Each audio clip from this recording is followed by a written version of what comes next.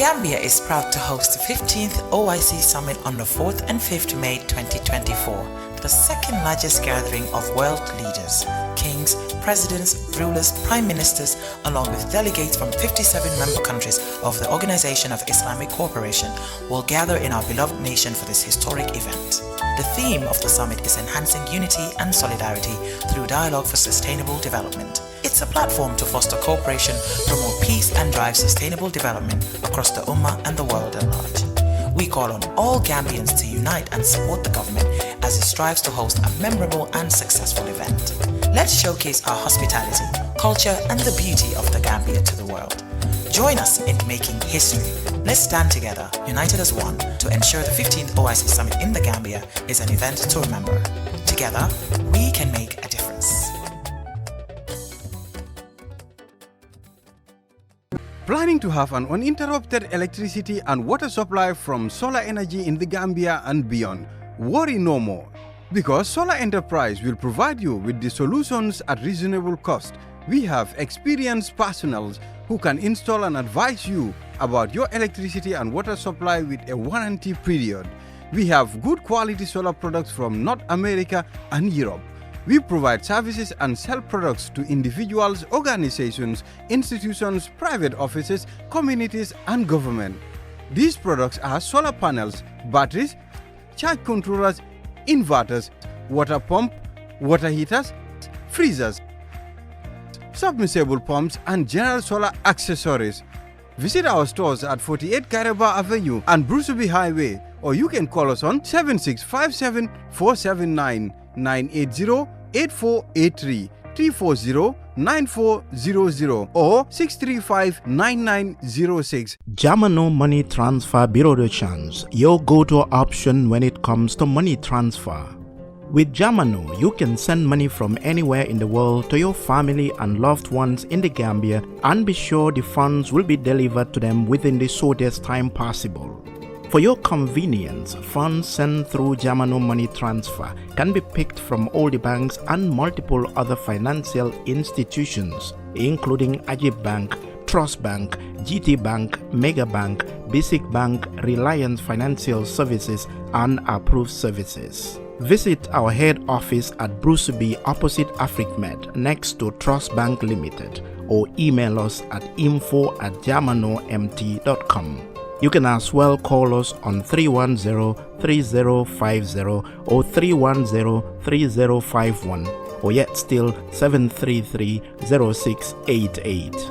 Our opening hours are 8 a.m. to 8 p.m. Monday to Saturday and 9 a.m. to 4 p.m. on Sunday. Jamano Money Transfer, your most trusted money transfer service where customer satisfaction is paramount. When you think of a simple, fast, and reliable money transfer, think Jamano Money Transfer.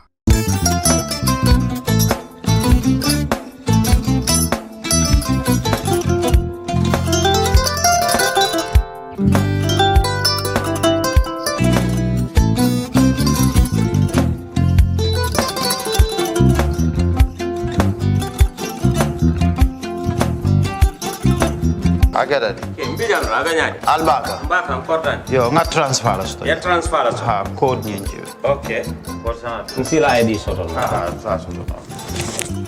Sorry. Agada. Mbijan bro. Albaka. Mbaka. Bara alla service o tariaka. Ah, mbale ki janna nun kunu bara tariaka. Ah, jannom yona forest de bureau. Gambia tonkon na no mbali ya bere. Ha. Birim koyna fo kato. Bari si kodo kino kato nim fo bolong labe. 56 branches mola soto Gambia jam. Ha? Ha. Gambia kono ani Gambia bantala bankol. Nko kodo kiya bere. Kodo sifa fo falindiro fo nyaadi lafta memmen na kodi topoto nin kodi maraw. Jannom number 1 ti nyonta. Andum fana nata anoda enterprise sotale. Wolam nyindi ko domorol fana kol fana be firale de dadi man domorol dir fana beteat. Gambia dawda yalo ngam fa kendol sotale je. Ha wo moyo diat ha. Apelenta baraka ni ma lafta nyelen kendol e bina. Yalo bukani la ko la baraka ba. Yalo ndel chosano lo. Baraka.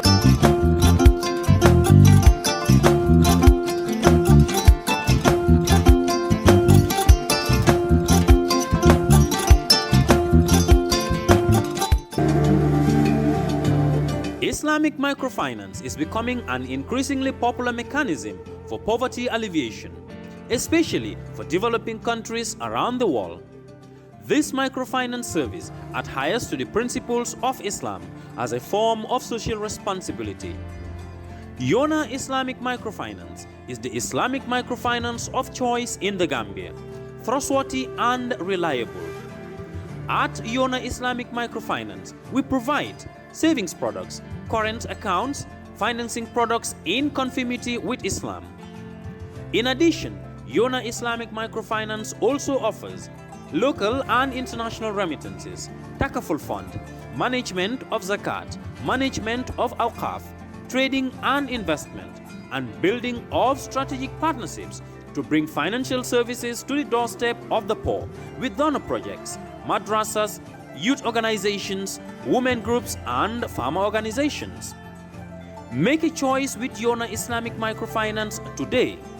For more information on Yona Islamic Microfinance, call 377-2151 or 9832-151 or visit Yona head office at Tipa Garage, Bakote, or visit any Yona branch located countrywide near you.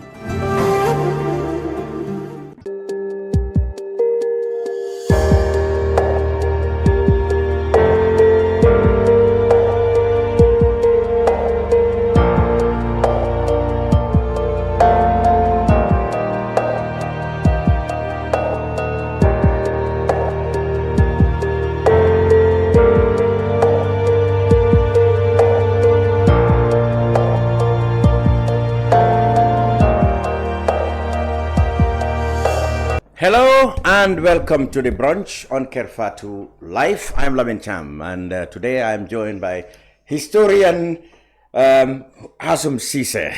Of course, he's director of the National Center for Arts and Culture in the Gambia, a prominent historian.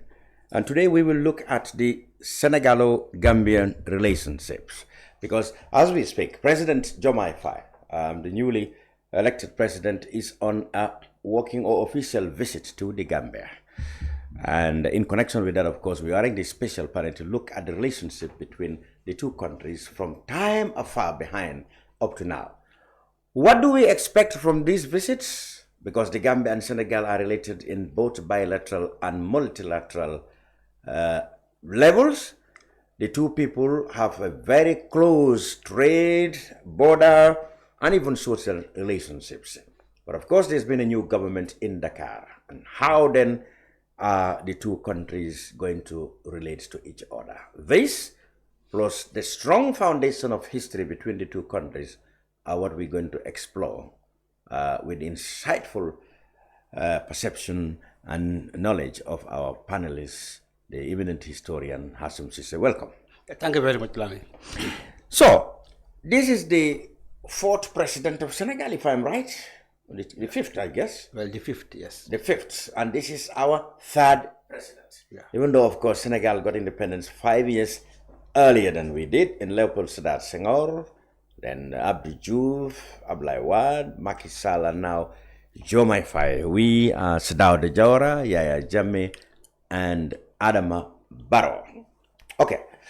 So, how did these two countries, which we found to be so uniquely, linked, how have they been faring in their relationship since that time? Well, thank you very much, Lami. A very, very important question. To use the opportunity to welcome His Excellency, President Faye, to the Gambia. Yeah. This is the second visit outside of Senegal. I know the only reason why it is not his first outing is because Mauritania, where he was on the 18th, is currently chairing the AU. Oh, the African Union. Yeah, so I think it made, sense that, because of his government's Pan-Africanist style, for him to start with Mauritania, chairing the African Union. Yeah. If not, I know this would have been his first visit. That has been the tradition. That has been the tradition, and it is a tradition that is well earned. Just to come back to your question, our two countries share a unique history, and it is also a unique cultural landscape. A unique history in the sense that it is very, very difficult in Africa of today to see countries that are so intertwined historically. From the jihadists, Maba Jahu, his area of operation was RIP, what is today called Badibu. Badibu. All these Badibu villages, you see from Salikeje to Nokunda, Kinte Kunda, and so on. All of them, used to contribute soldiers to Maba's armies. What was his kingdom called again? Well, RIP. RIP. Yeah, that's why I went to a village. I went to a town in Senegal called Nyoro de RIP. Yeah, that was one of the capitals. But on the Gambia side, it's called Badibu.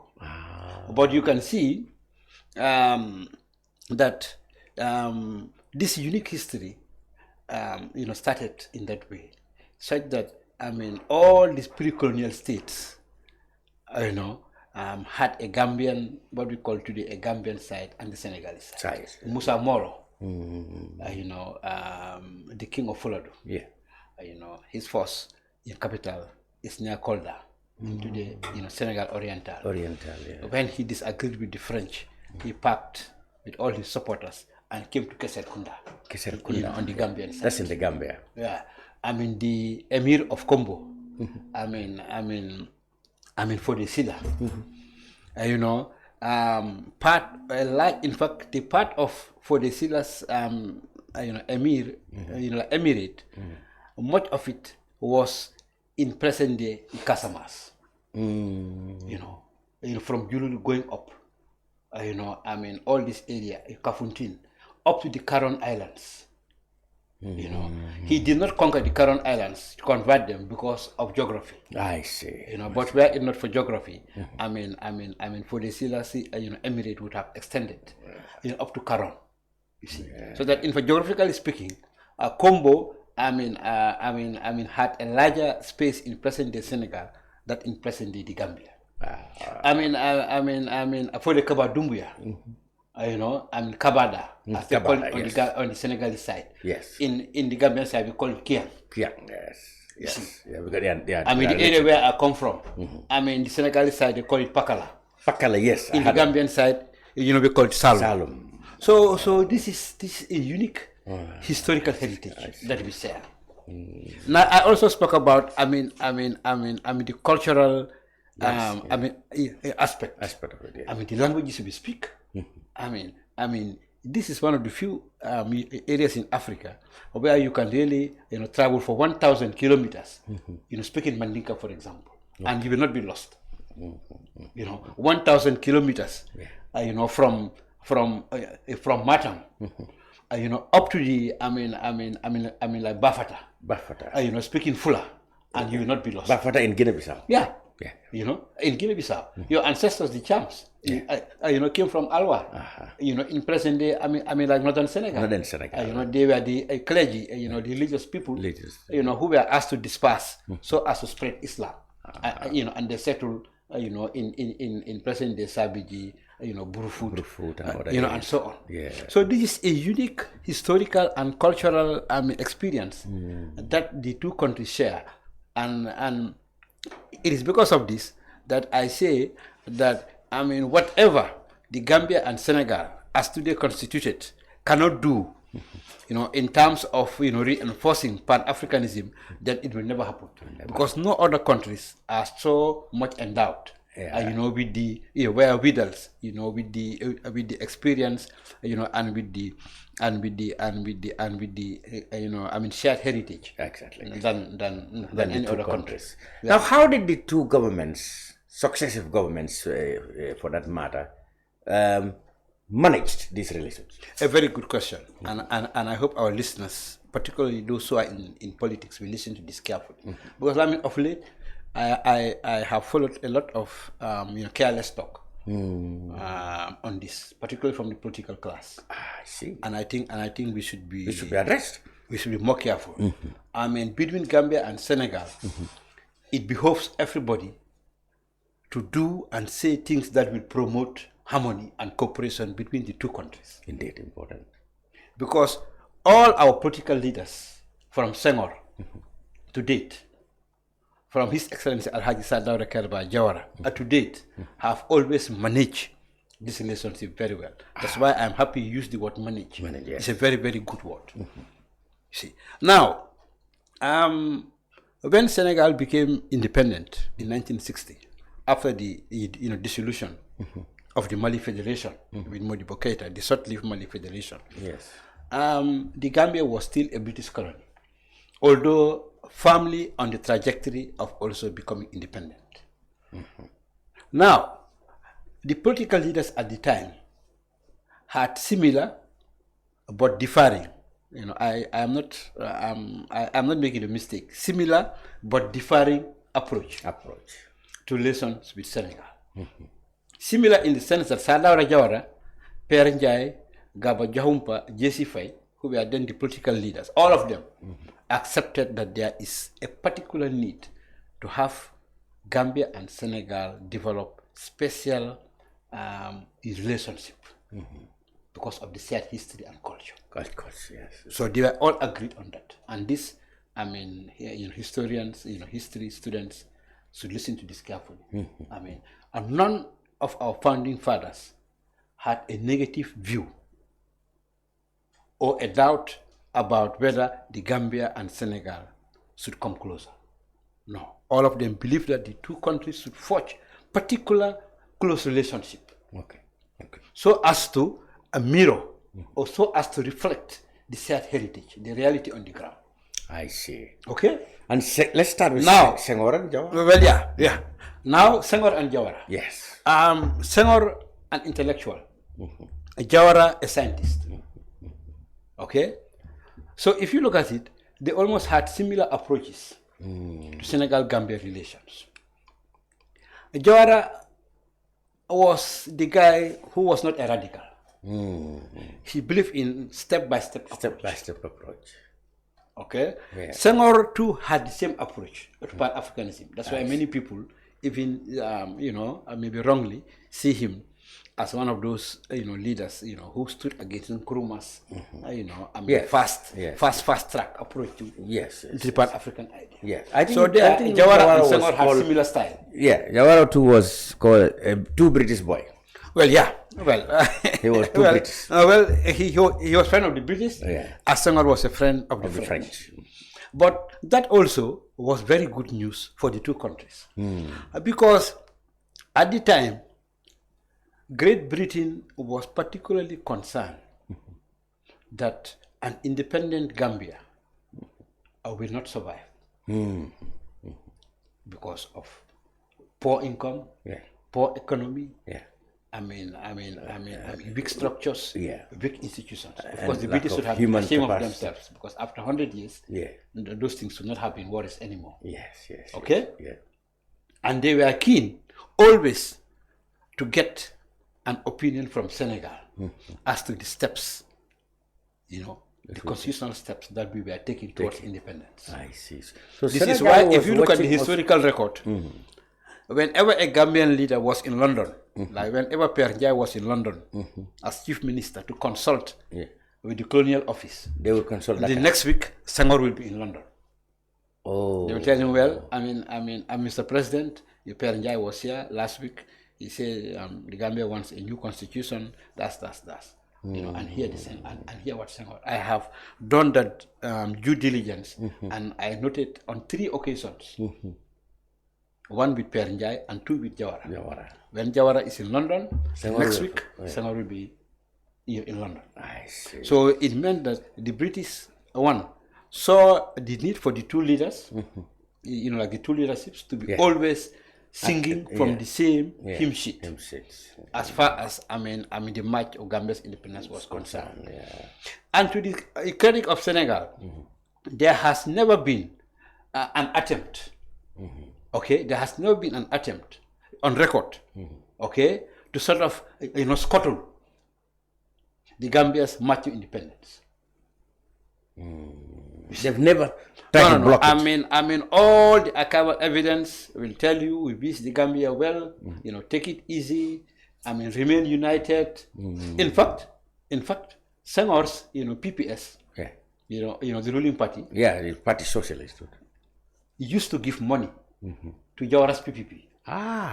Which of course the British did not like. I see. But it looked like by 1962, when Senghor realized that PPP was really the party to beat in this country, I mean, they were secretly funding PPP. I see. They will invite, whenever Senghor had an event in Bignona or in Sejo or in Sigansor, he will invite PPP delegation. Farmer Wassa will go, or Namaden Ibinjai will go, and so on. I see. You see? So that also is a very, very important historical fact. So they started on a very, very good footing. Yes, indeed. Senghor and Jawara. Yes. And in fact, Senghor and Pernjai. Because in 61, when Pernjai became chief minister, he went to visit in 4 weeks after he came into power. Just like what President Faye is doing today. Okay. Pernjai visited Dakar and met Senghor and Jamomodu. The prime minister, the powerful prime minister. Yes. And there they created something called the IMC, the Interministerial Council. Oh, yes. The idea was every 3 months, ministers from Pernjai's cabinet and ministers from Jamomodu's cabinet will meet to discuss issues. Exactly. Customs, trade, yes. Maritime, fishing, security, and so on. I see. And during Pernjai's 14 months in office, the IMC met twice. Okay. Yeah. Good. Just to tell you that even... so this ministerial council didn't start now? Oh, no. It started in 61. Yeah. In the summer of 61. I see. Because Pernjai, his uncle, Waljojo, was Senghor's interior minister. And he was in the independence struggle. Yeah. You see? So you can see that there were even family ties. Yes. Wasn't that led to the rumor that Pernjai had opted for the Gambia allegedly to join Senegal? The historical evidence I've seen, and when you invited me, I spent at least 30 minutes looking at the cabinet records, 62. I didn't have much time to look at the 63, but I have looked at all the cabinet conclusions. That is just a rule. That was not it. So Pernjai wanted an independent, sovereign Gambia. But with very close, special relations with Senegal. I see. And not, well, maybe it was a PPP propaganda at the time. It was PPP propaganda. The Asiko people, Bakari Marong, and these PPP propagandists were the people peddling that if you vote for UP, you go to Senegal. Gambia. To Senegal. So that was the typical PP propaganda. But even Jawara, on his side also, he never, doubted that the two countries should move closer and closer together in harmony. I see. And promoting cooperation in all spheres. I see. You see. Then Senghor left in December 1980. Handing over to Abdou Diouf on January 1st, 1981. So it then became Jawara and Diouf, and a momentous event happened, I think 6 months right after, and then that seemed to have put a whole complexion on a whole change in the complexion of the relationship. Yeah. That is the Senegal Confederation after the coup and stuff like that. Yes. The late Djiboka, who was for many years, the chef of the cabinet at Senghor's office, before he died, he wrote his memoir. And in that book, in the appendix, there is a photostat, like a scanned copy of his notebook, like this. When Senghor called him in the morning, sometime in the summer of 1980, to tell him that I am tired, I want to leave power. I want you to call the following presidents and tell them. Djiboka, in his own writing, Senghor told him, first call President Jawara of Gambia. It's there. You see in his own handwriting. I see. Jawara, Ahijo, the guy in Mauritania, the military guy. It should be Mauritania had a military soldier, Uldada or and Keita. No, I think it was Uldada was removed in 78. It must be Ul Haidala. Exactly. Yeah. And if anybody looks at that book, you can fact check what I'm telling you. You see, just to tell you, that Senghor wanted Jawara to be the first. Don't know. Well, maybe apart from the French president. Of course, he must have told the French. Maybe Senghor wanted Jawara to be the second president in the world to know that he was ready to go. Just to tell you that the two leaders had very, very. Of course, I don't want to paint a straightforward story as if it has not been bumpy between Jawara and Senghor. In fact, it was bumpy. On three occasions, things went really nasty. Oh, and that was when? One, when Senghor visited in '69. Oh, that was his first visit also. Well, when he was government or was president. He had. Senghor didn't visit the Gambia many times. Many times, yes. I think maybe 3-4 times. But in '69 he visited, and these radical groups in Bathos, disturbed the visit. In fact, Senghor cut short the visit.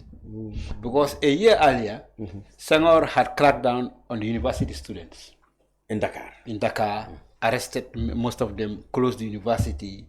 And people like Joe Bolondin, later died in detention.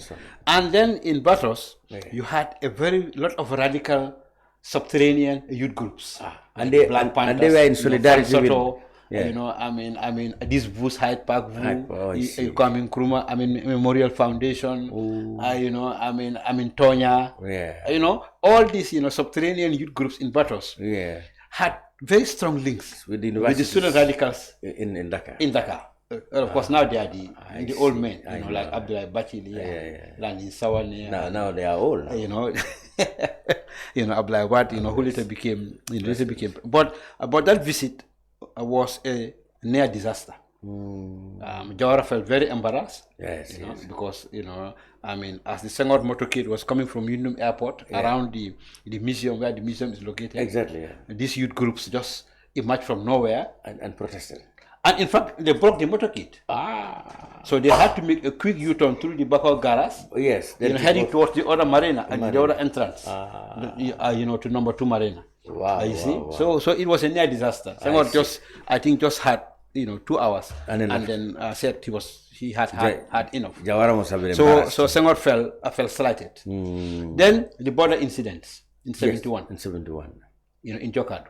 Okay. How did that go? Well, the usual border, these borders. Yeah, border disputes. We still don't know where the border is. In many cases, yes, up to now. Some farmers went to the farm, the Senegalese told them, no, it's Gambian land. Before you know it, some Senegalese, gendarme came, arrested these Gambian farmers. So in fact, the late chief of Jokado, Abukan, had to do a lot of good work. Because Jawara was so fed up.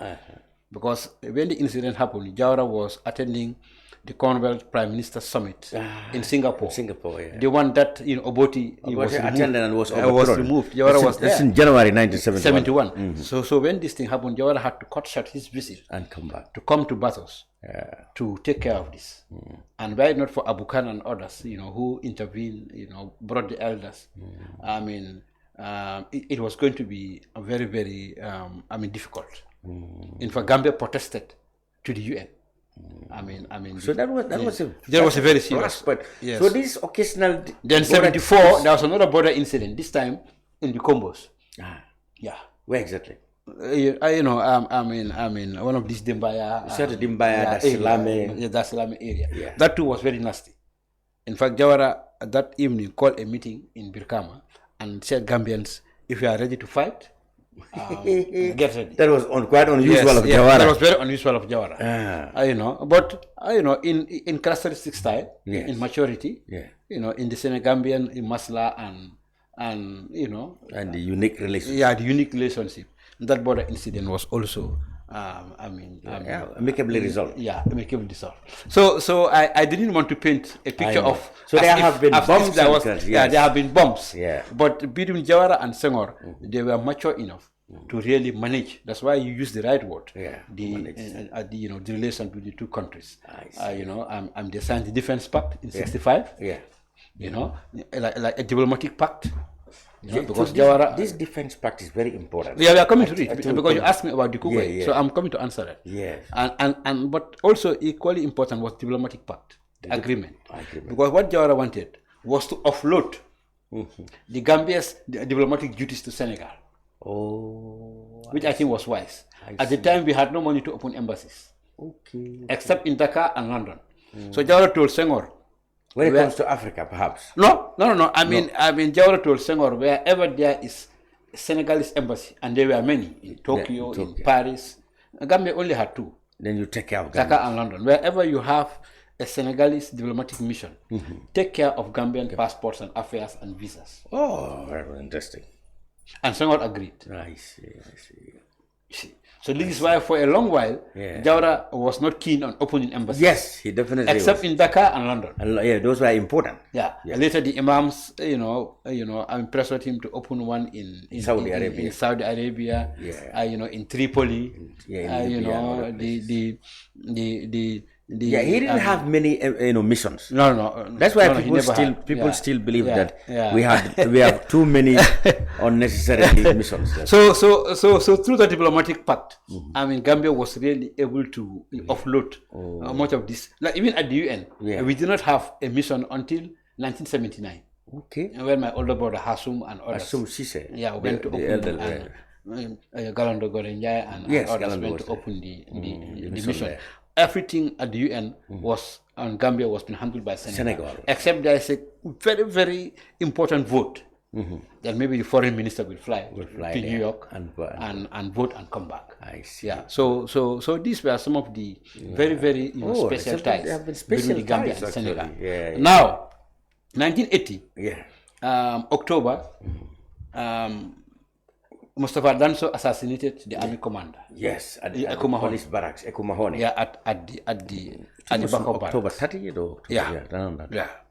And then the Senegalese intelligence told Jawara that this is more than it's just an assassination there. It is a prelude to a coup d'etat. Wow. Okay. So Jawara invoked the 1965 defense agreement. And Senghor sent Senegalese soldiers here. Yeah, they were initially. People said they were here in 1980. And then had to go. And then went back. Just for 3 weeks. Yes. Because when the commander, when Commander Mahoney was assassinated, that was like a decapitation. Of the Gambian security. Service. Because the field force were they were the only ones. Yeah. So Senghor told Jawara, we should help you. Send some soldiers so that you can maintain so peace. that until you are able to go into the bottom of this to know what has really happened. But after some time, Jawara was assured that he was told that no, Danso was drunk, he smoked cannabis, don't mind. So he played down he played it down. They always play down situations. Not knowing that what Senegalese intelligence told him was to prove correct. That this is not a mere coup d'etat. That this is not a mere assassination. Yes. It is a plan. Like the prelude. Yes, to a coup d'etat. Okay. I see, But when his ministers convinced him that Danso is just a non-entity, a riffraff, was an isolated incident. He asked the Senegalese soldiers to leave. So maybe I should leave you to ask the next question. So that proved to be a mistake. Yes. A fatal mistake. Yes. Because by 30th July 1981, Akukwe Samba Sanyang attacked. I see. And that was the Kukwe Samba Sanyang coup. And later, during the trials, it emerged that in fact what Senegalese intelligence told Jawara was correct. Good. That the assassination of Commander Ekumahone was really part of was part of a planned coup. The idea of the plotters was to decapitate the Gambian army, so that they will get at Jawara. I see. Yeah. Good. So, but then so that means the intervention of the Senegalese army in 81. In 80 and 81. They came in 80 briefly. The 81 one was inevitable. Was expected. Jawara, for Jawara, he had to learn this, the very hard way. With hindsight, and of late, I have been going through the court records of the 81 coup. If he had accepted the advice of the Senegalese intelligence, I don't think Koko Samba Sanyanku would have happened. And then I believe the Gambia would have been spared if you had listened to the the devastation and the trauma that Koko is cool. Visited on this country. But of course, that is a story that historians have to tell. Yes. Okay, so he played down the things, and the Senegalese troops went back. And then he thought that everything was stabilized. And now when Koko struck, he was in London. He was in London. He was on holiday and also attended the and recently, I interviewed an old man, Mr. Jallo. He was among the founders of the PPP. He's about 91. He's based in the UK. Is it Emi Jallo? No. Emi died. Emi died. Emi is the trade unionist. Is the trade unionist. He was a protocol officer in 1981 at the Gambian High Commission in London. And Mr. Abdullah Bojang was the High Commissioner. Yes. So I went to Wulinkama to interview him. He's alive. Well, he was on holidays. He's gone back. He's gone back to London. He's 90. 91. Wow, so he told me that when the news of the Kukwai Sambasanyang coup reached them through the BBC, because of then, of course, communication was not communication wasn't there. They went to the golf course where Jawara was playing golf. Yes. To inform him that you are fiddling, but Banjul is burning there. That's how like Nero, yes. fiddling while Rome burns. Jawara immediately packed and went to his house, and then it was the staff of the Gambian High Commission who first told him, talk to the High Commissioner in Dakar, Bakari Dabo. This is serious. We hear there's a lot of bloodshed. And these people, nobody knows them. We have never heard of Kukwai Sambasanyang. The list has been announced of his Supreme Military Council, and they are all riffraffs. If there's no intervention, the Gambia will be finished. You see, because he told me when he told Jawara, he whispered into Jawara as he was, bathing in court. He said he had the impression that Jawara wanted, okay, well. He didn't. Perhaps he didn't grasp the severity of the situation. And he told me, I have the feeling that if we had told him, oh no, just relax here, be in exile, he would have accepted. But he said when he told him that there's bloodshed, people are dying in Banjul and Serekunda, these rebels, are killing. Why not talk to the High Commissioner so that you see. What can be done from the Senegalese end. And of course, this defense pact you mentioned was invoked. So on the 1st of August 1981, the Senegalese soldiers arrived and chased away the rebels. Because really, were it not for the intervention of the Senegalese, Kukwai's adventure would have destroyed the country. Because the entire security sector was complicit in the Kukwai coup. That means because it was the entire sector. It was just the field force. In the trial, Inspector Nikul, who later became acting. Nikul was quite commander. He was the bandmaster, but became acting.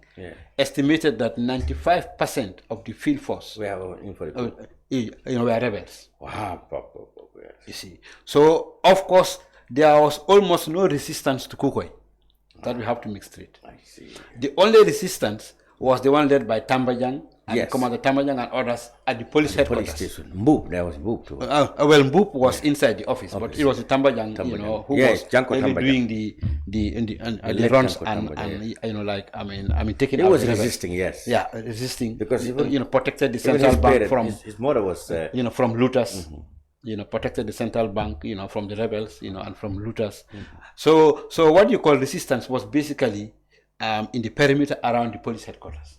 But everywhere else, the rebels were in charge. They were in charge of the airport. They had, taking, Jawara's family hostage. They were in charge of State House. Of course, they were in charge of Radio Gambia. They were in charge of the Bakau barracks. Yes. You know, they are in charge of the pioneer unit. You know, in Farafenni. The rebels were in Soma. You know, they were manning the roadblocks in Birkama. So the Senegal's intervention saved Gambian democracy. At the time. Yes. I see. Yes. So it then followed in the relationship again a new level. That's the confederation. Confederation. Yes. And it didn't last, of course. Yeah. For 9 years or 8 years. 7 well, and a yes, half. yeah. 8 years. 8 years. Yeah. Yes.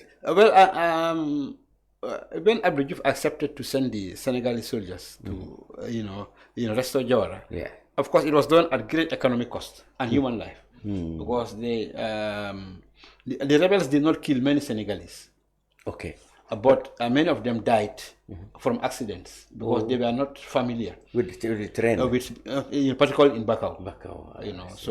Their jeeps overturned, like a helicopter crash near Radio Seat. 13 of them died. They said there were some paratroopers who were. The paratroopers missed their mark and landed in Bijilo instead of the airport. Maybe they got old maps, maybe it was a rainy season. Maybe the rains. Disturbed their vision. But a lot of Senegalese soldiers died. Yes, a lot of them died, and not from, But of course, Kukoi's boys will tell you, we killed them. But they didn't kill. No. Kukoi's soldiers, because by then they were in disarray. I see. Most of the Senegalese who died died from accident, misadventure. They didn't know. Misadventure. Helicopter crash. Traffic accident, and the paratroopers. Missing their target and landing on roofs and breaking their bodies and so on. But you will see that it was done at great cost to Senegal. And the Senegalese opposition, then led by Abdoulaye Wade, opposed military intervention. So they had a field day. They criticized Diouf, but Diouf said, one, we signed the defense pact in 65. So, Gambia has invoked it. So we should go and support Gambia, and above all, restore democracy. Because Kukois was silly enough to call himself a Marxist. Yes, that's another and area. This was the Cold War era. Yes. So you said, I don't want a Marxist government in my neighborhood. Absolutely. Maybe because you are Marxist. That's why you got support from elsewhere also. Exactly. And the French were happy. Yes. That you intervened, because by then Kukoi's rhetoric was communist. It was saying dictatorship. What was he saying? He was communist. He was communist. It was quite incoherent. I don't think he really understood. So he really. But that you can. But the Confederation was signed. Yes, in 81. Jawara was restored to power on the 3rd of August. So for 6 days, the rebels, destroyed. Everything in Banjul, in Serekunda. So on the 3rd, the Senegalese escorted Jawara back.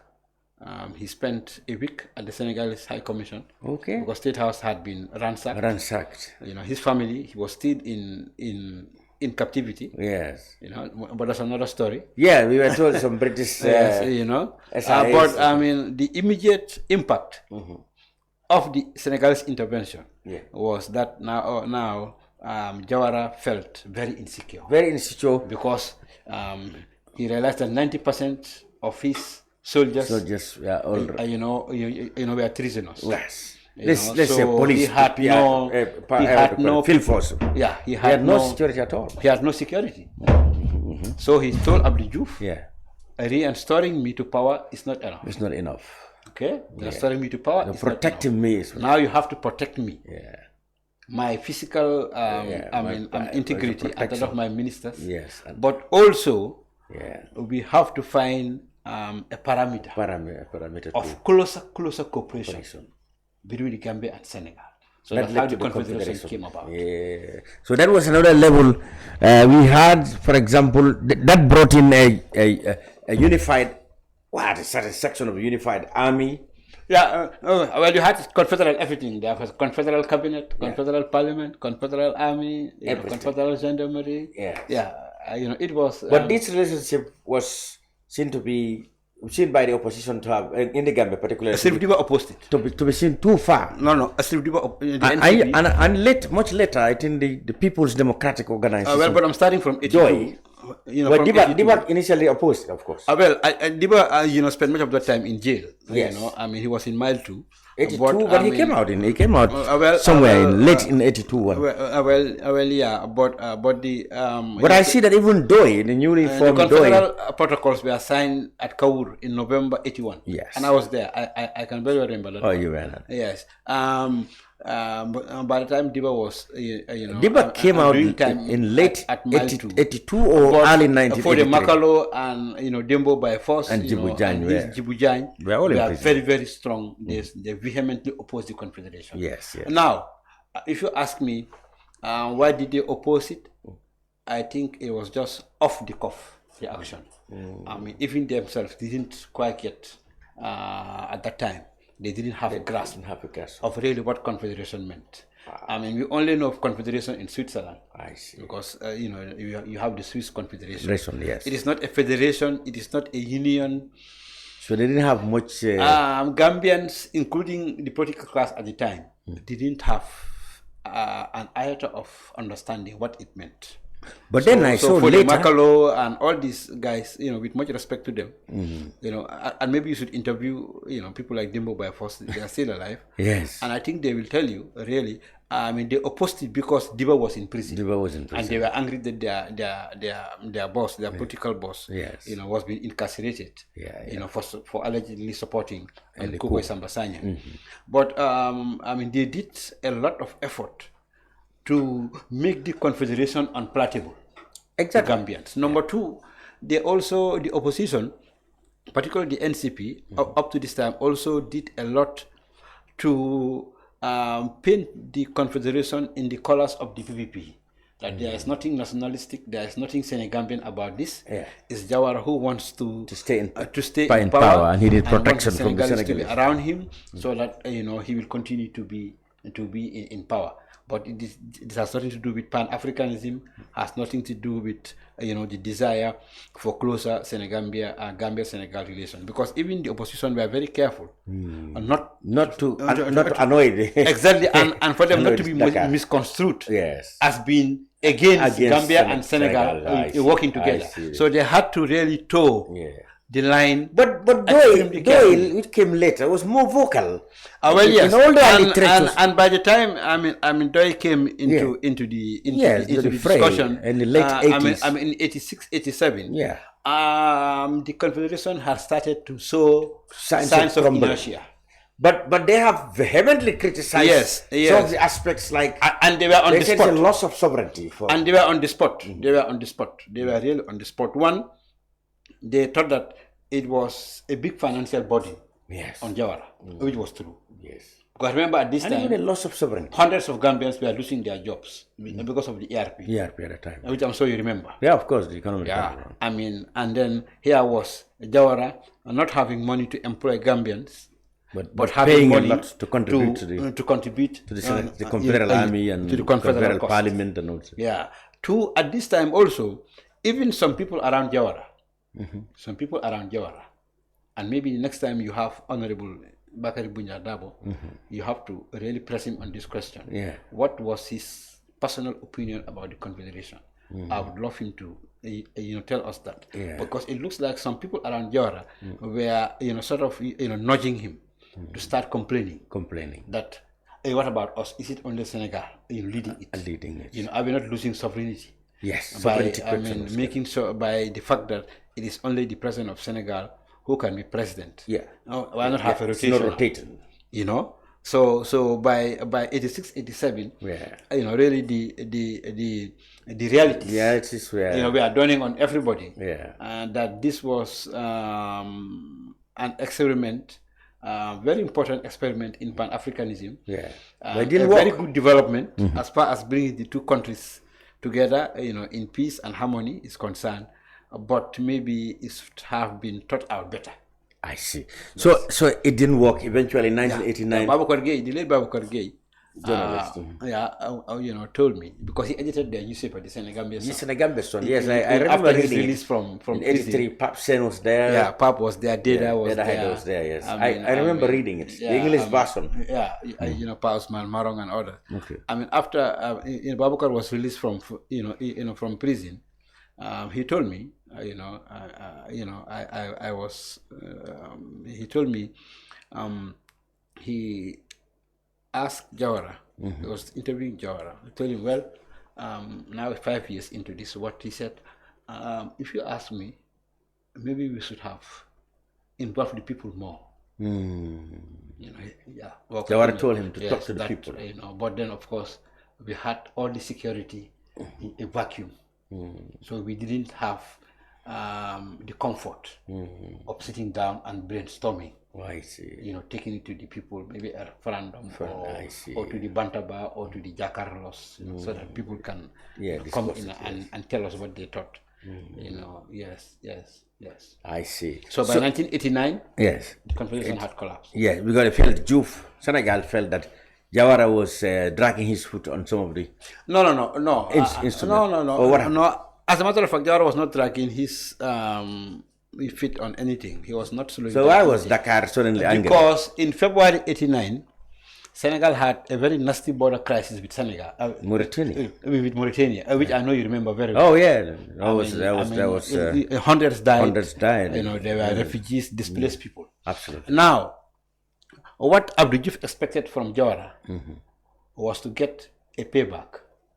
When Kukoy attacked you, I rescued you. Yes.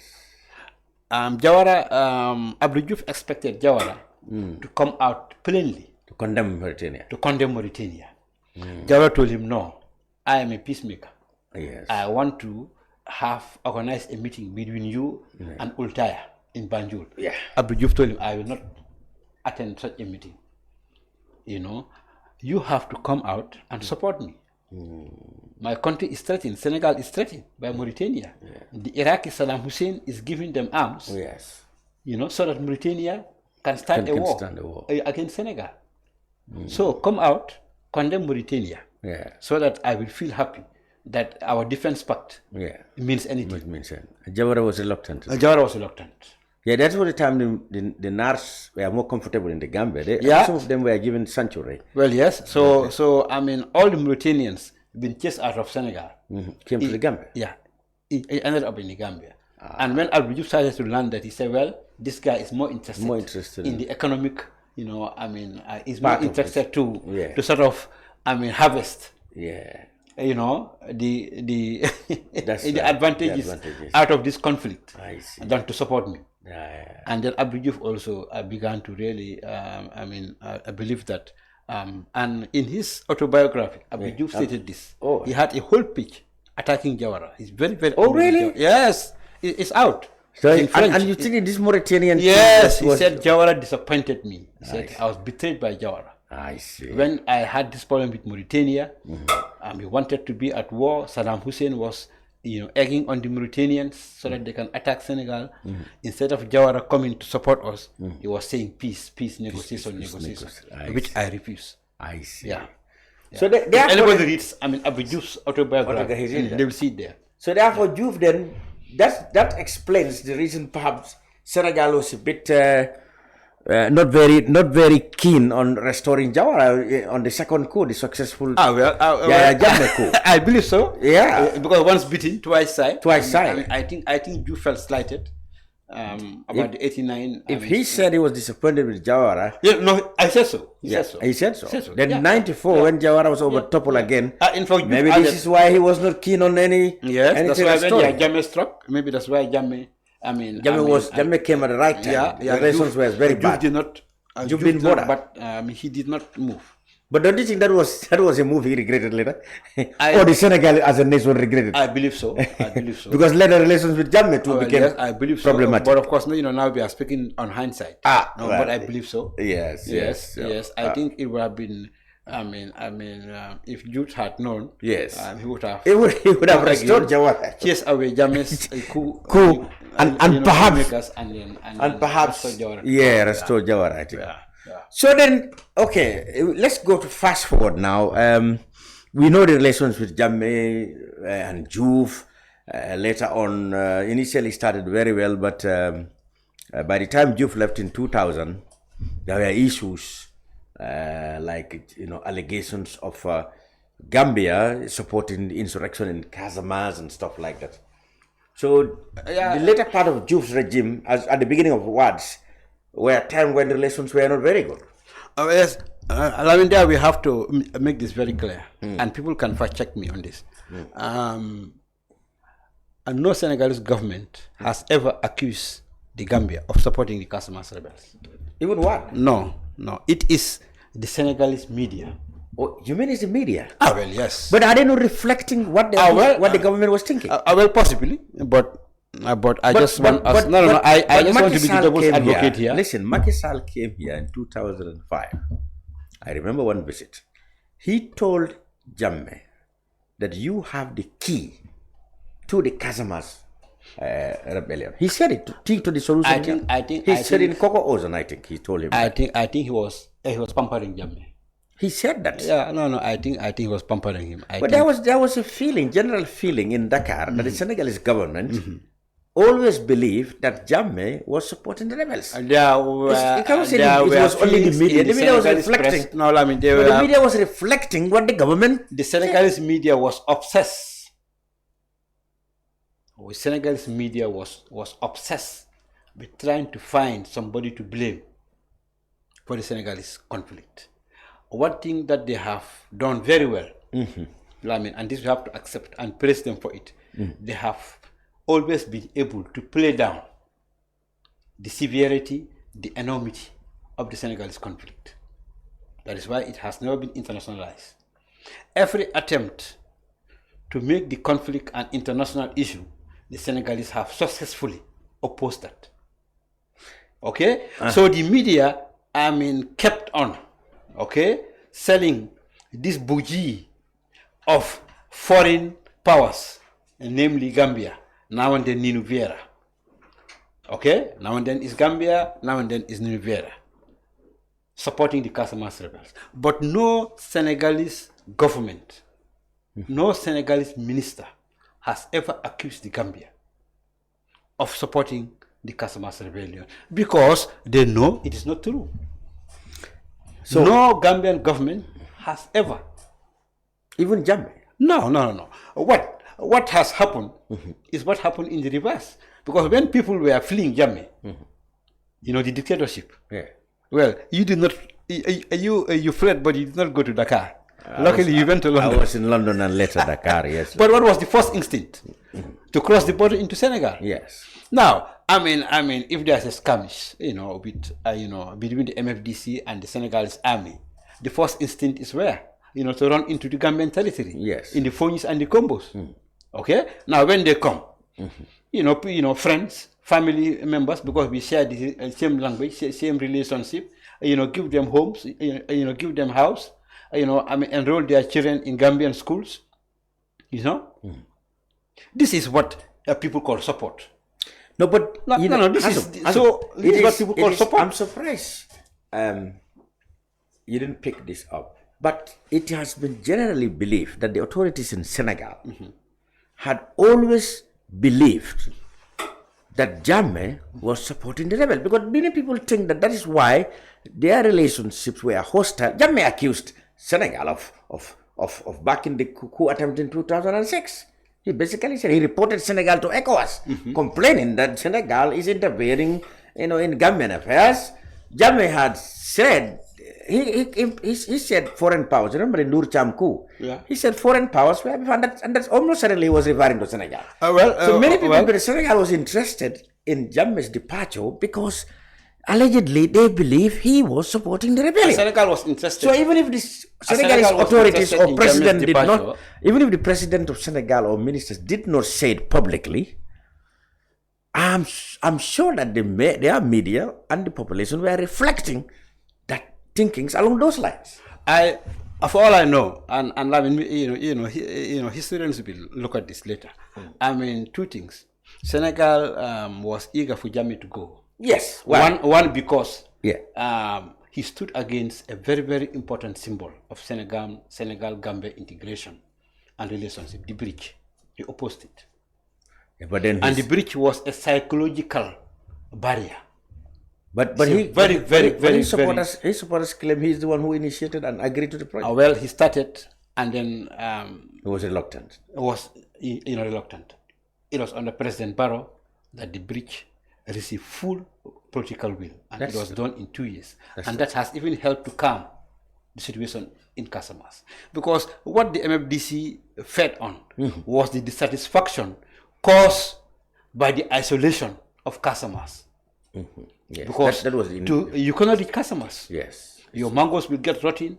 People have a corpse to bury. Yeah. They'll be cannot- stranded yeah. for 3 days at Bambatenda. Yeah. So these were some of the, small things, but which mattered a lot to the people of Casamas, that they have been hemmed in without any, access to the rest of Senegal.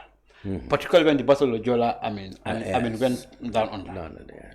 That was, like a very, very good symbol. A symbol. And they were saying, you see, we told you. These people don't These care people about us. neglected. You see? And that part. So, but thank God, this bridge has addressed that issue of neglect of Casamas. Okay. Because now Casamas is accessible.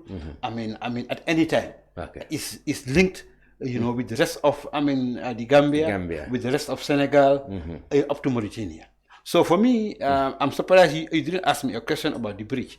But for me, the bridge is a very, very important symbol, of the relationship between the two countries. I see. And it has helped to stabilize the situation in Casamas. Really? Yes. So that's a significance people overlook. Well, yeah. People just think that just because now you no longer have to queue, So people just take but they felt isolated. Yes, It's a difficult region to reach. Yeah, Before the bridge, it was difficult. it was difficult. You cross many times there. Oh yeah, You see the trucks. it was terrible. Yeah. So So especially the Senegalese people from the north. Yeah. They suffer a lot. A lot. And of course, the southerners always complain that they have problems. Yeah. So yes, in a way, it linked them up to the north much easily. Exactly. But all this is within the context of the relationship between the two countries. Yeah. If, which is very highly unlikely, tomorrow there is a hostile relationship, and Gambia thinking of blocking the bridge to Senegalese customers. If you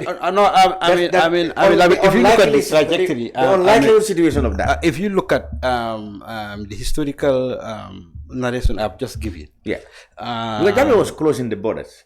it is highly, Highly unlikely. It is highly unlikely. One, it looks like both countries have come to appreciate that the fact that the relationship has improved dramatically in the past 7 years has brought nothing but glory To both sides. and glory to both sides. And we thank Adama Barrow and Macky Sall. For that, they have special, a relationship. Look, the bridge was done in 2 years, in record time. Yeah, in record time. That is good news. Now, if you look at it also, it looks like the priority areas of this new government of President Faye, is in many ways what is also priority in the Gambia. Let me give an example, like jobs, Yes. like food self-sufficiency. You see, infrastructure. I think they have a 6-point agenda. Yes. You see. Yeah, but then Just to name 3, such that you can see that as we speak, the two governments, even their priority areas, share a lot of commonalities.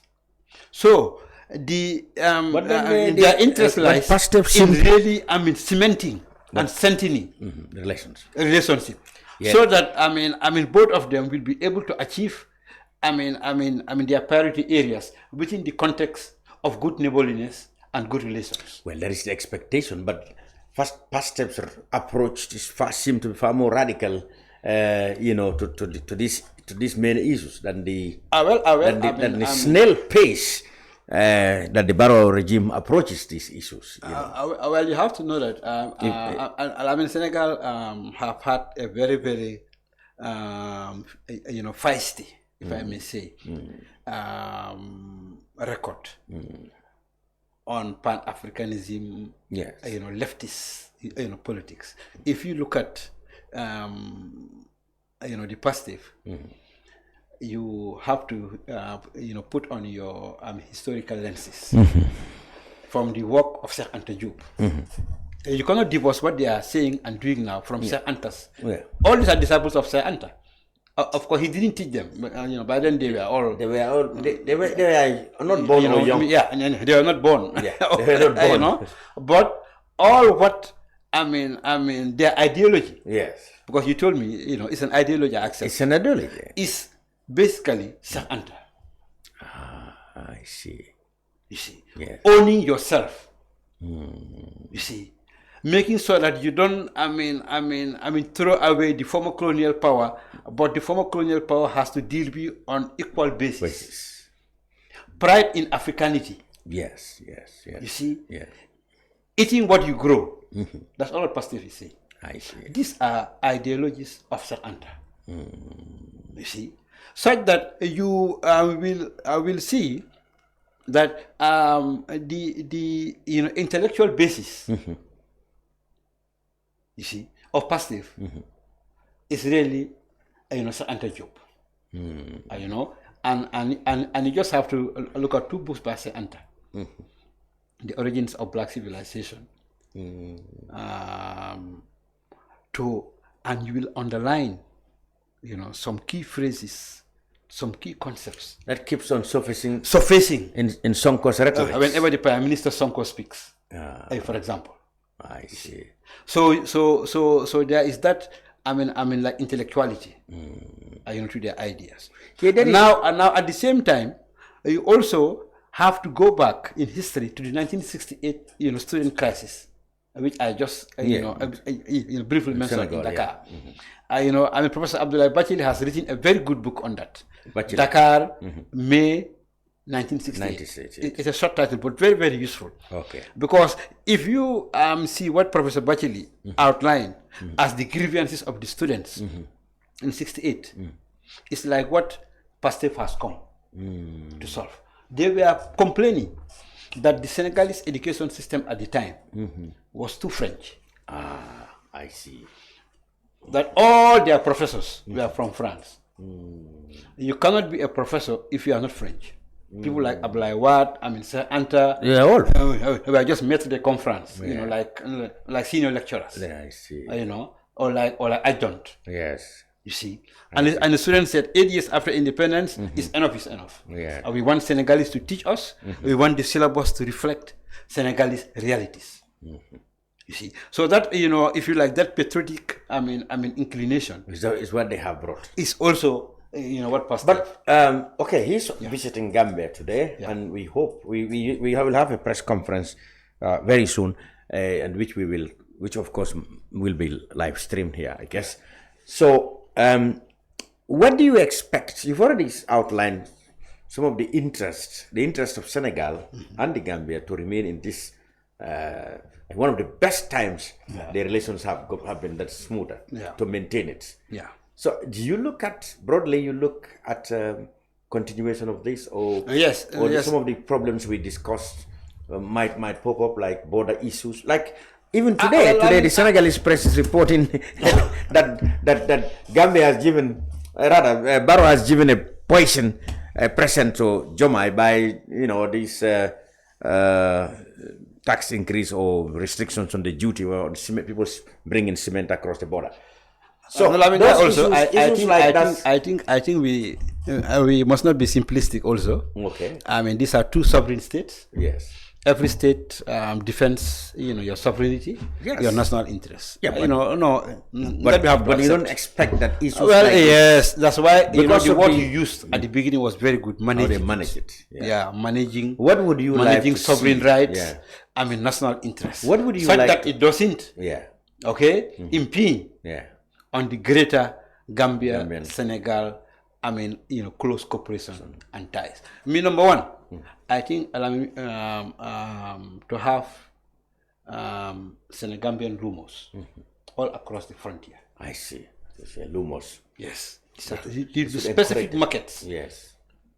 Right straddling the two borders. Yeah, that will help a lot. 1 kilometer inside, 1 kilometer inside Gambia. Yeah. To foster economic and commercial. But I think the traders are already doing that. No, of course, no. The Farafenni Lumo is well known. Yeah, but let's have more of that. Okay. Let's have more of the Farafenni type. So that you have these lumos that are strategically located on both sides. Yeah. I mean, that will even, help in this job creation aspect. I see. In this, making livelihood less expensive in both countries. Now, number two, our education system. Senegal has some of the best professional schools in Africa. But was it language barrier? Well, that we have to conquer. How can we conquer that? No, as we speak at the office at the NCAC, we have started consultation on a national language policy with the support of the African Union. And this language, imagine Senegal, they have some of the best forestry schools in Africa and Senegal. Yeah. Just forestry. Okay. They have whole colleges on forestry, colleges on fisheries management. Really? And they call them Grand École. Grand Écoles. Colleges on library studies. I think they even have one on aviation. On aviation, like aviation. Sesti, for journalists, our late friend, Kanute, you remember him? SM Kanute, yes, he attended. Sesti. Sesti, yes. One of the best journalism schools in the whole world. So, but because of this language barrier, no. That's because this has been 60 years or so for this barrier, and I wonder how. You and I did not take French very seriously at school. I want to see the glass as half full as always, so that imagine the Gambia is able to send the young men and women to get professional training just across the border. It used to happen, I guess. The Bakary Davos and so many others. If it is 5, it can be 50. Okay. You see? Yeah, that is something that the Gambia can benefit from. Making very, very good use of this Grand École in Senegal. So that we can also build our capacity in all these areas. Because this seemed to be, it's been seen, this past whole thing seemed to be an intellectual revolution, in Dakar. In fact, the victory is a revolution. It's a political revolution. Because we have to face it, Lamin.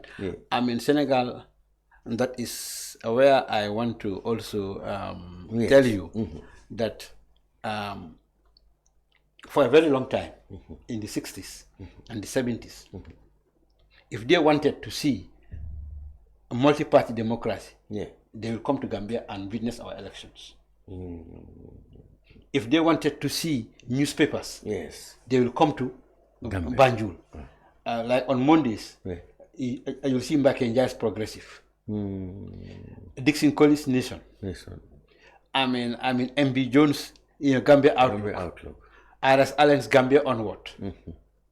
Ishingan Thomas, the Gambian. And the Gambian News Bulletin. All being sold at the Methodist Bookshop. Some of the Senegalese used to be amazed. Because then in Senegal you had only one newspaper. Le Soleil. Only. So we had freedom of expression here, much more than, much earlier than they today. If you go to every in those days, if you go to Dakar, the first they ask you, give me a number of radio seat. Yes, obviously. Because then Senegal had only one radio station. They had one, but not. They had one called Saint-Antoine, but not very popular. No. Saint-Antoine. That was part of Radio Senegal. You had a local, and you had the international. But it was all state. It was one day, yes. That's right. But we used to be amazed that Gambia had a private radio. Yes. That's why names like Deda Haider and Papsen were hugely famous. Household names in Dakar. Hugely famous in Dakar. You see? Yeah. Paps Toure and Infambundi. Yeah, we are because heroes. Before they went to Dakar, they played in Dakar. Only thing they knew was Pachanga. Yes. And the Cuban music. Cuban music, yes. It was, the Infambundi. Who took, like Afro Manding there. Where the Senegalese were seeing, a musical group playing African instruments for the first time. Yeah, and not Cuban and all that. Yeah. So they formed this Ndaga business came from. Yeah. So you can see that in many areas, we were far ahead of them. But because of might, numerical strength, and economic power, and education particularly. Well, yes, they have now overtaken us. But for as much as we admire them, we should also realize that the Gambia has also a lot to offer to Senegal. Because another thing, this is the first time that there's political change in Senegal. Yeah, there has never been change. That's why even the word they use. You want to liken Watt's revolution to socialist? But it's not a revolution. I mean, that's why the word they use. So this is the very first time. Even the word they use is not change; it's alternance. Yes, they said alternance. There's no English equivalent, I think. No, but it's not change. Watt said alternance. It's not even the alternative or what? Something like that. Meaning, it's the same people, but then they are coming back. But for the first time, there has been Senegal has a system change, a complete overhaul. Yes, so this is a revolution. Yes, so it's a revolution. So by all accounts, I mean, President Faye's victory is a revolution, and it is the first time that Senegal has enjoyed political change, which we in the Gambia have enjoyed since 2017. Also, the issue of accountability. I think they can come here and we give them some lessons. This TRRC. Okay. Yes. Senegal needs to have a TRRC, a truth commission, because since 1960 there has not been accountability. Assassinations, both in terms of political human killings, rights abuse and economic assassinations, political killings, assassinations, human rights violations, economic crimes. Senegal, look at Ceesay, the IC, the electoral who was killed. Yeah, he was killed in broad daylight. Until this, Joe Blondin, no the youth activist, in '73. And why was Amadou Dia held in prison? Nobody has ever explained. I mean, it was on trump of charges. Yes, and the so you can see the police riot in 1988 or something. In 88, in 93. I mean, hundreds died. Hundreds died. So Senegal needs to come to the Gambia and learn this experience and learn this. This of accountability. I think they have to do a truth commission so that they also will come to grips. With some of the very, very turbulent ugly chapters. Yes, because as recent as the struggle against Macky Sall's regime, there were allegations of killings. Oh yes, a lot. Dozens died. Bias and bizarre circumstances. So we Gambia, we have had the strength, and the audacity, to have a TRRC. Yes. The report came out, and we are now working very, very well in actualizing the report. I think that is a lesson that also we can share with our Senegalese brothers. Good. President Diomaye Faye and Barrow will have a joint press conference 2 o'clock, which is in a couple of minutes' time, and it will be live streamed here on Kerfatu.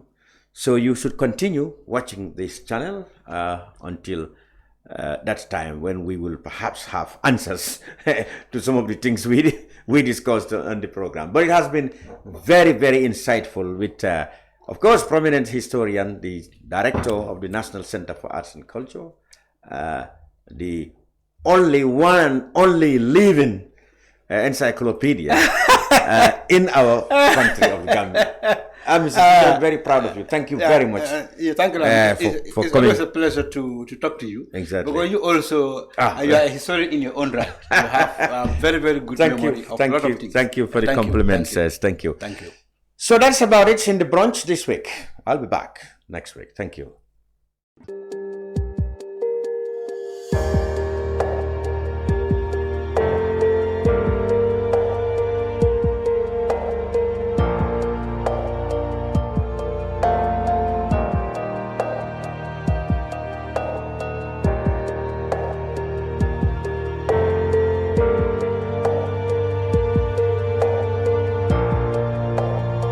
Gambia is proud to host the 15th OIC Summit on the 4th and 5th May 2024, the second largest gathering of world leaders, kings, presidents, rulers, prime ministers, along with delegates from 57 member countries of the Organization of Islamic Cooperation will gather in our beloved nation for this historic event.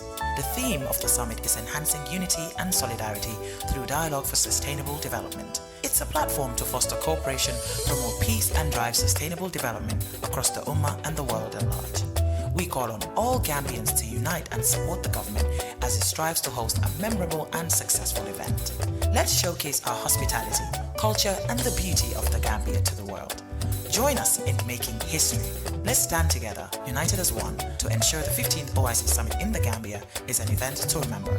Together, we can make a difference.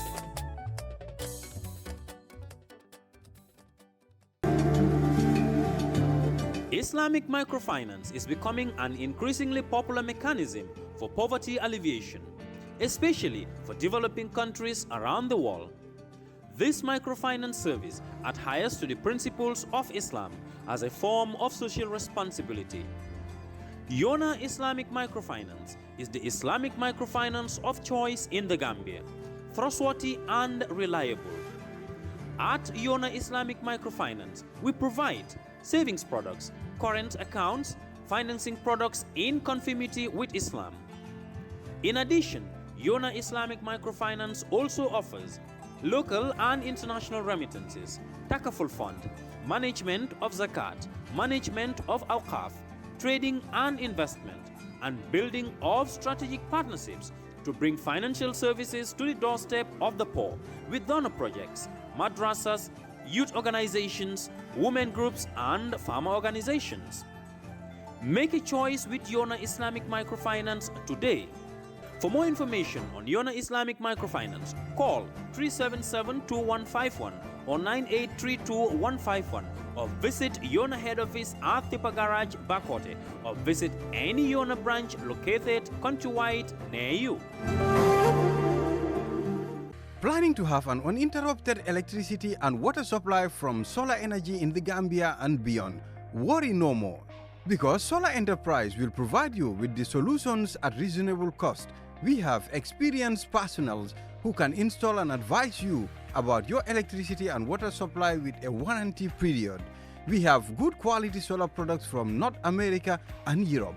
We provide services and sell products to individuals, organizations, institutions, private offices, communities, and government. These products are solar panels, batteries, charge controllers, inverters, water pump, water heaters, freezers, submersible pumps, and general solar accessories. Visit our stores at 48 Karaba Avenue and Brusubi Highway, or you can call us on 7657 479 980 8483 340 9400 or 635 9906. Jamano Money Transfer Bureau de Change, your go-to option when it comes to money transfer. With Jamano, you can send money from anywhere in the world to your family and loved ones in the Gambia and be sure the funds will be delivered to them within the shortest time possible.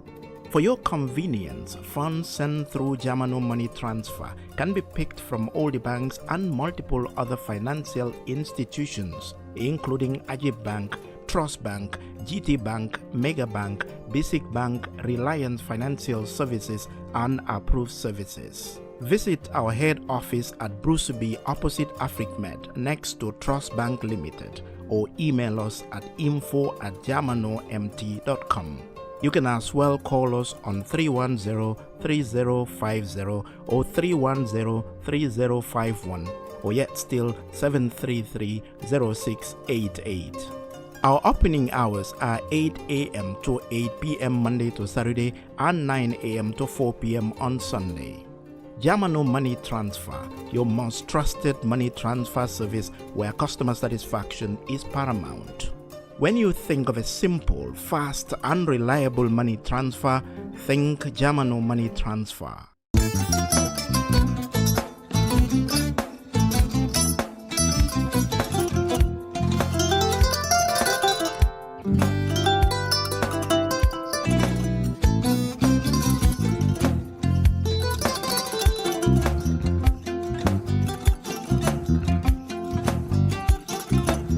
agada ke mbijan ro aga nyaade albaka mbaka important yo nga transfer la sto ya transfer la ha code nyenji okay for sa nsila id soto ah sa so sorry agada mbijan ro albaka mbaka bara alla service o tariya bare mo ki janna nun kono bara tariya jannom yona forest de bureau Gambia tonkon na no mbali ya bere birin koyna fo kato bari si kodo kino kato nim fo bolon labe 56 branches mola soto Gambia jam ha Gambia kono ani Gambia bantala bankol nko kodo kiya bere kodo sifa fo falindiro fo nyaadi lafta memmen na kodi to poto nin kodi maraw jannom number 1 ti nyonta andum fana nata anoda enterprise sotale wolam nyindi ko domorol fana kol fana be firale de dadi ma ni domorol ni fana beteata Gambia dawda yalo ngam fa kendol sotale je wo moyo diat apelenta baraka ni ma lafta nyelan kendol e bina yalo bu kanila ko la baraka ba